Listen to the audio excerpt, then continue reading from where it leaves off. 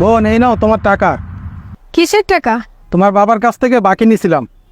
ও আচ্ছা, ঠিক আছে, থাকো। হ্যাঁ, ঠিক আছে ভাইয়া।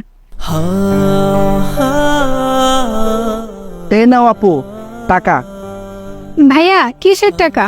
চাচার কাছ থেকে টাকা ধার নিয়েছিলাম। চাচারে তো অনেকদিন ধরে দোকানে পাচ্ছি না, তো ভাবলাম তোমাকে দিয়ে যাই। নাও টাকাগুলো রাখো।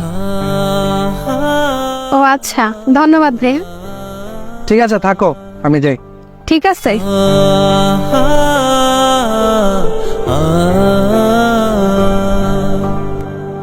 আচ্ছা আপু, আমার বিলটা জানি কত হয়েছে? ভাইয়া আপনি কি কি খাইছেন?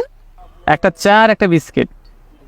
একটা চা একটা বিস্কিট, তাহলে আপনার 20 টাকা হয়েছে। 20 টাকা?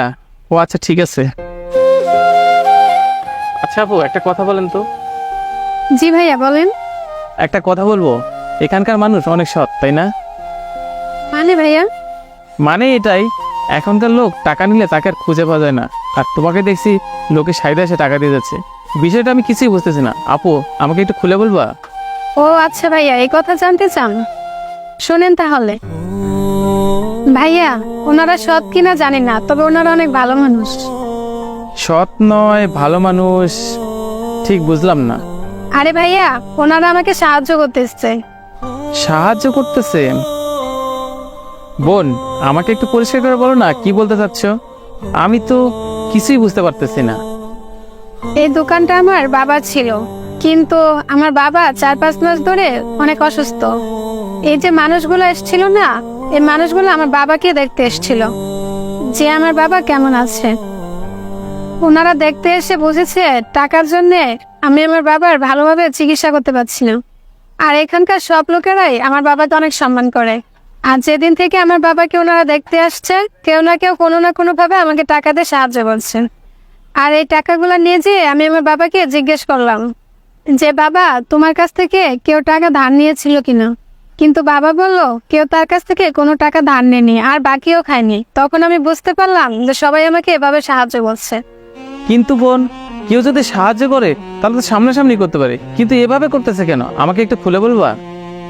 ভাইয়া, আমার বাবা একজন অত্যন্ত সম্মানীয় ব্যক্তি, কিন্তু সে কারো সাহায্য এভাবে নেবে না।